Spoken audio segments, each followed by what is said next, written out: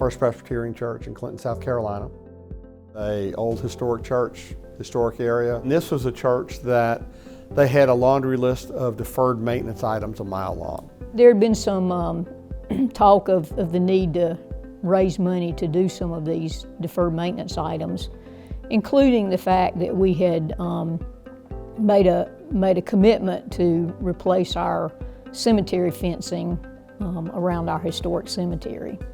From the very beginning, we knew that we would look for someone to help us fundraise.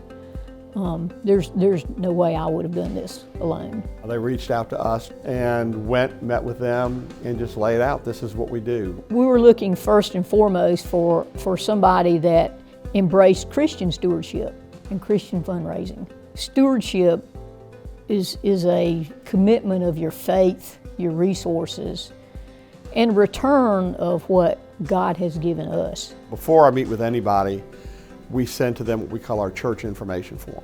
And the church information form, it's basic data, but what I'm trying to do is to figure out how people give.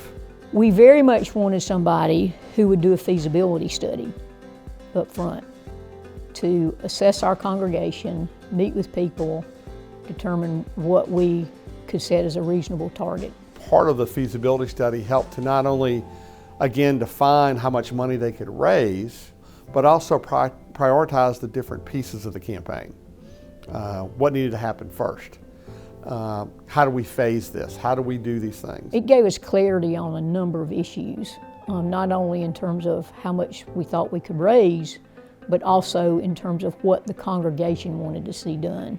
The pledges came in more than we ever anticipated, came in through bequests and gifts. It was just a really good thing to see. There's a process and they utilize the process and it worked out well for them. With Cargill's technique, to me, one of the successful pieces of the campaign is not just the money, it's the relationships and the involvement of the congregation as a part of the campaign.